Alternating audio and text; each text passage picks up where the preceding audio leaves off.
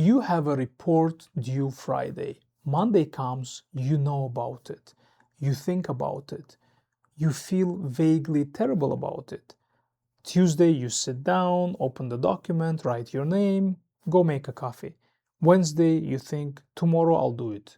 Thursday evening, you think, okay, this is getting real. Thursday at 11 p.m., the report writes itself. You're sharp, fast, actually kind of brilliant. The thing gets done, and you think, why can't I do that on Monday? What is wrong with me? I'm going to tell you exactly what's happening. And it's not what most people think. I'm Ibrahim, nurse practitioner, registered psychotherapist, Ottawa and Ontario. And the question I just described, why can I only work under pressure, is probably the single most common thing I hear from adults who come in wondering if ADHD explains their life. And the answer is usually yes, but not in the way people expect.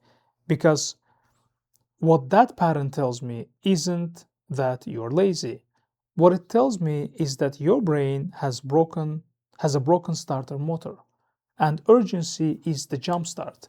Once you understand that, everything else starts to make sense. Here is the neuroscience without the jargon. The ADHD brain has a dopamine regulation problem. Dopamine is what makes the brain say, this matters, do this now. In a neurotypical brain, intention is often enough to trigger a dopamine response. I decide to do something, I feel a small pull towards starting. For the ADHD brain, intention doesn't do much on its own. What moves dopamine is urgency, a real consequence right now, or novelty, something genuinely new and stimulating, or high personal interest, something you actually love, or high stakes challenge, something hard enough to feel worth engaging. When one of those four things is present, the ADHD brain comes fully online. When none of them are present, even for things you care about, the brain just doesn't activate. That is not a choice, that is chemistry. And here is what looks like over a lifetime. And here is what that looks like over a lifetime. You are the person who aces the exam they crammed for the night before. You handle genuine crisis with calm and clarity, but you cannot schedule a dentist appointment. You can hyper-focus for 6 hours on something fascinating and cannot spend 6 minutes on something routine. You can build something impressive when the pressure is real, but you cannot do the maintenance. High stakes on, low stakes completely off. And people watch this and say, well, clearly you can do it when you want to. What they are missing is that the pressure itself isn't showing your true capability. It's temporarily replacing the neurochemical your brain is chronically short on. Take away the pressure, capability goes with it. That's not motivation. That's medication you didn't know you were taking. Here is the part nobody talks about. The pressure system works until it doesn't. In your 20s, it's kind of fine. You're getting things done. The last minute genius feels like a superpower. Then life gets more complicated. The deadlines multiply. The stakes get higher. The consequences of missing things get real. Your relationships start absorbing the cost. Your health starts absorbing the cost. And then something breaks. A job, a relationship, your body, and you're sitting there wondering how someone who has been managing fine for this long suddenly can't manage at all. The answer is you were never really managing.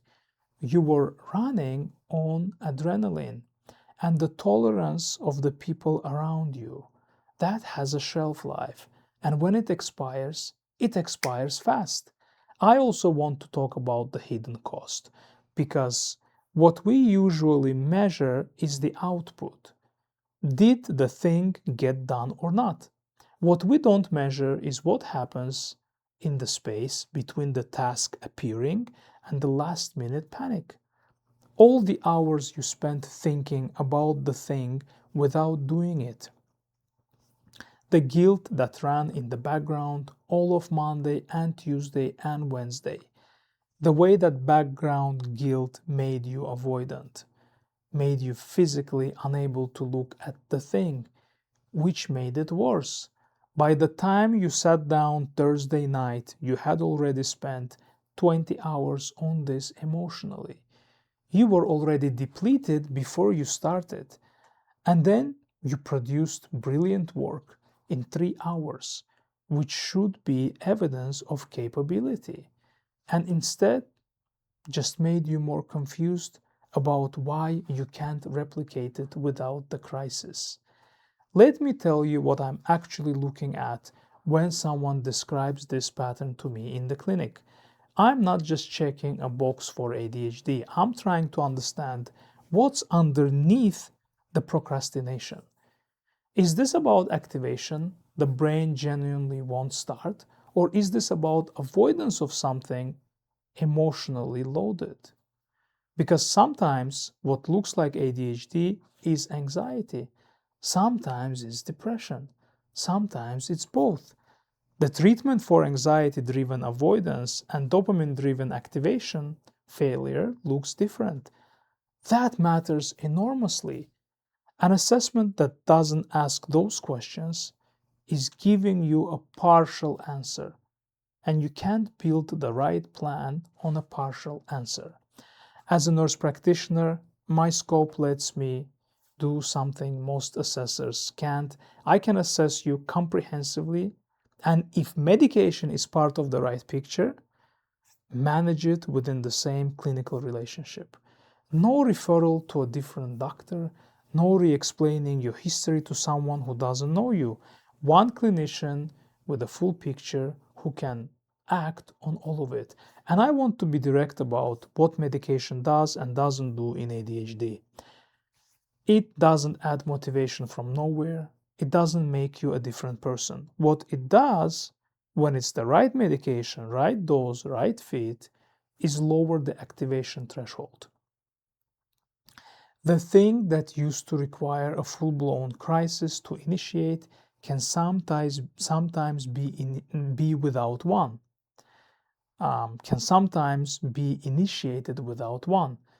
The starter motor starts working more reliably. For someone who has spent their whole life manufacturing urgency just to function, that is not a small thing.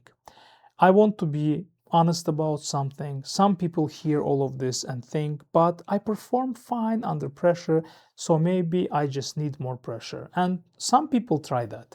They manufacture urgency, tell themselves the deadline is earlier than it is, build in artificial consequences. It kind of works for a while, but it's exhausting and it's not sustainable, and it doesn't answer the real question underneath, which is why does everyday life feel that hard? Why does everyone else seem to just do things, and for you every task needs a whole system around it just to get started? That's not a productivity problem, that's a neurological one, and it's worth getting an actual answer to. Time also works differently for the ADHD brain, and this is something I assess directly. Most people experience time as a continuous flow. Past, present, future feel connected. For many people with ADHD, there are essentially two times, now and not now. The future doesn't feel real until it becomes the present. That's why the deadline arriving Thursday night is genuinely different from knowing about it Monday. Monday, Friday is not now. Thursday night, Friday is now. The brain responds accordingly. This is not drama. This is a measurable difference in how time is processed. Understanding it changes how you build structure around yourself. And that's exactly the kind of thing a proper assessment helps map out.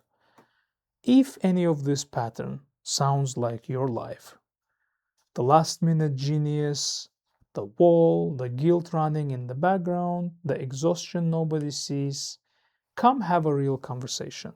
Not a diagnosis on a YouTube video, an actual clinical conversation where we look at your specific history and figure out what's actually going on. Go to adultadhd.crocuscare.ca. The intake form takes 5 minutes. That's the first step.